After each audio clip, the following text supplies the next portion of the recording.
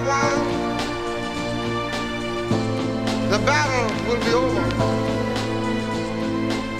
For that day when we shall lay down our burden and study war no more. We took a rocket-propelled grenade, an RPG. The battle will be over.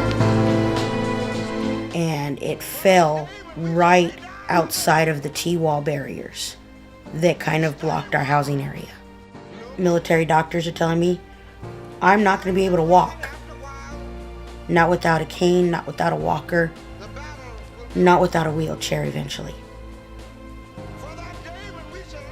So I am looking at the end of my military career when I had finally started to achieve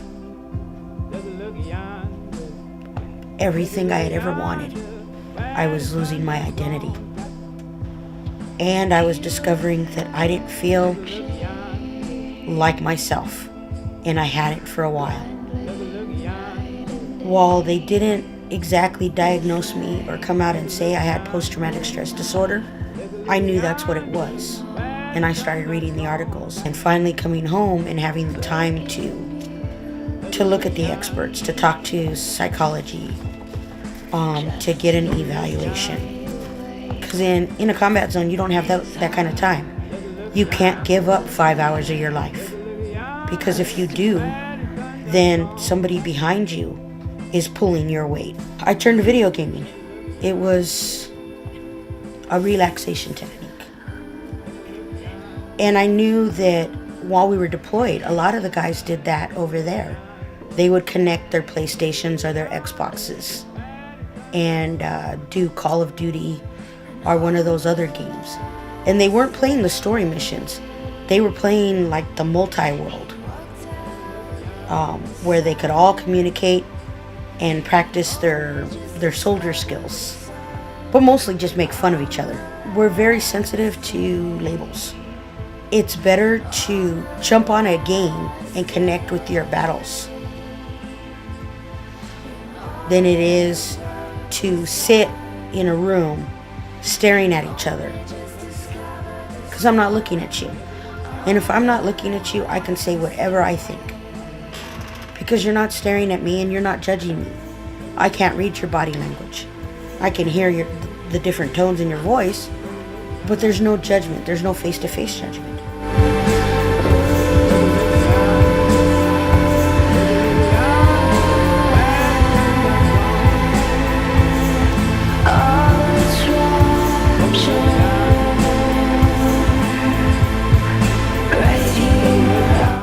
It's actually group therapy, believe it or not, it is. But it's not being named group therapy. And sometimes all we need is to sit around with somebody who's been where we've been. I think that there's got to be a better way for them to deal with us. I think the training that they gave us let us accomplish the mission, but nobody thought about what happens when the mission's done. And mentally, some of us stayed overseas. We never came home. There we go. By connecting with other veterans through social media and through video gaming, we're realizing we're not alone. And we're realizing that there's somebody else to talk to reach out to. Moving forward, I've been doing a lot of research on veteran groups and video gaming. There's quite a bit of research being done now and how they're using gaming as coping mechanisms for their PTSD or for their nightmares or for other forms of psychological injury. I want to be available to my fellow veteran every few rounds and help them find the tools so they can carry on with their future. All right, to the left. I'm sorry, your other left. No, when you're facing the screen. Okay,